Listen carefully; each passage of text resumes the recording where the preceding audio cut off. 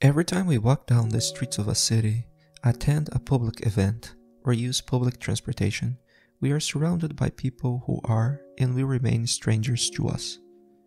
In A Tale of Two Cities, Charles Dickens says that every person is a profound mystery to every other. We can certainly see this in the case of strangers. But what about those around us? Those we spend most of our lives with, our family, siblings, and parents.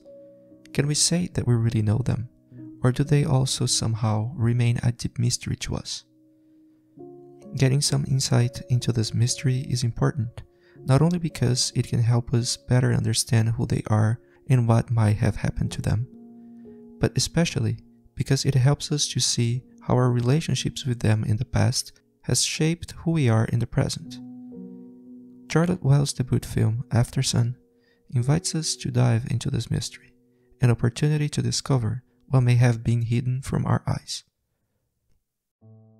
We follow the adult Sophie as she looks through the camera footage of her summer holiday in Turkey with her loving father Calum 20 years ago.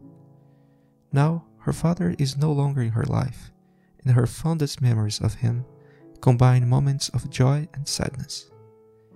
This is an opportunity for Sophie to delve into the mystery of who her father was, and to find clues to what was really going on with him during that trip that she could not see at the time.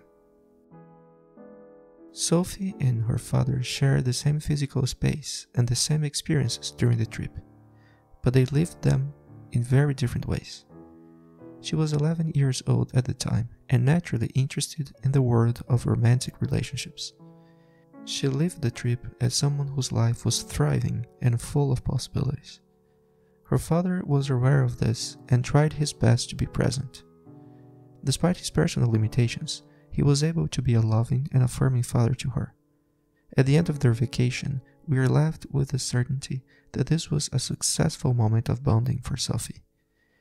Calum, though, was in a different place internally.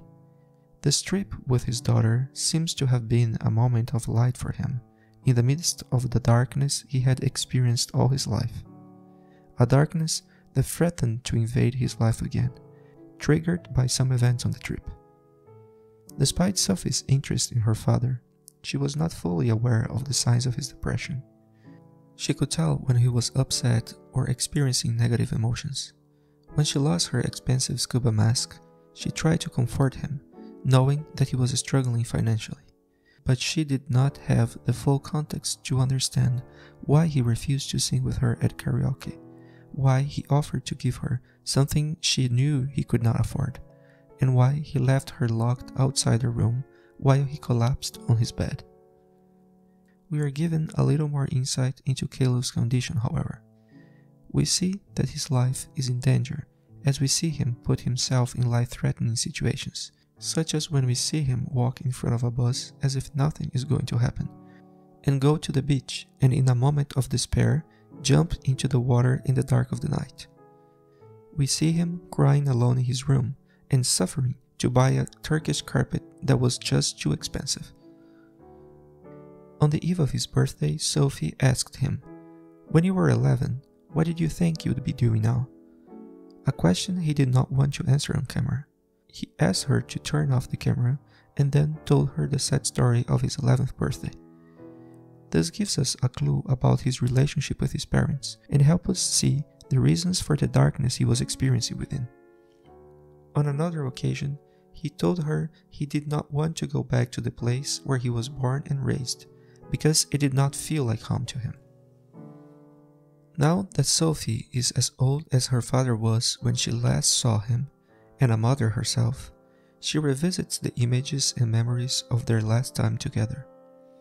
Now that she has more experience, she can see things with new eyes and discover what might have been there but that she could not see at the time. Now she can both empathize with his suffering, forgive him for no longer being in her life, and be grateful for the love he gave her for the dance they shared.